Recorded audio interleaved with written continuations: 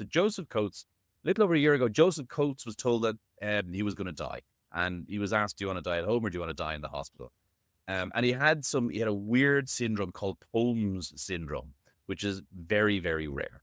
So he had, luckily for them, his wife had met a doctor, and talk about doing a terrible job on somebody's name.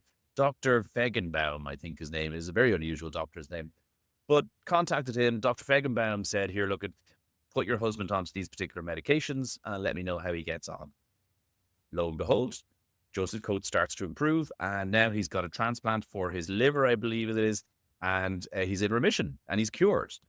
What do? They used AI, and they used it in the most brilliant way. So there's a lot of talk about AlphaFold and these things that cope with new proteins and new drugs and blah, blah, blah, blah, all these new things. But it takes a long time to get approval to use these drugs on humans. So instead, what Dr. Wagenbaum is doing is he's looking at the catalog of existing drugs that are already approved on humans and finding alternative uses for them to see what other diseases drugs that are already approved may fix. That's what they found, and it worked, and it saved this guy's life. It's a brilliant use of the technology.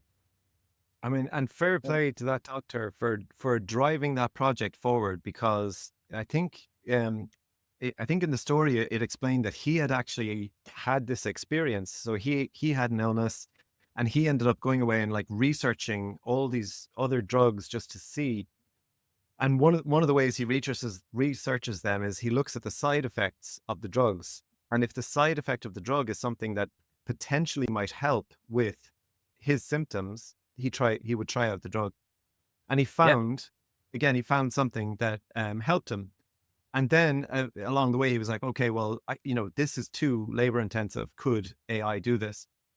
But he found, I think, if I remember correctly, he found it really hard to get backing. And I don't know how he did it in the end, but like this was kind of like a passion project for him, because he was like, people were not interested, because if you invent a drug, you can make a fortune out of it. But then after a certain amount of time, the patent expires, everyone makes one, profits diminish. And so finding new uses for drugs that are actually already in existence isn't a priority for anybody except someone like him who wants to do good in the world.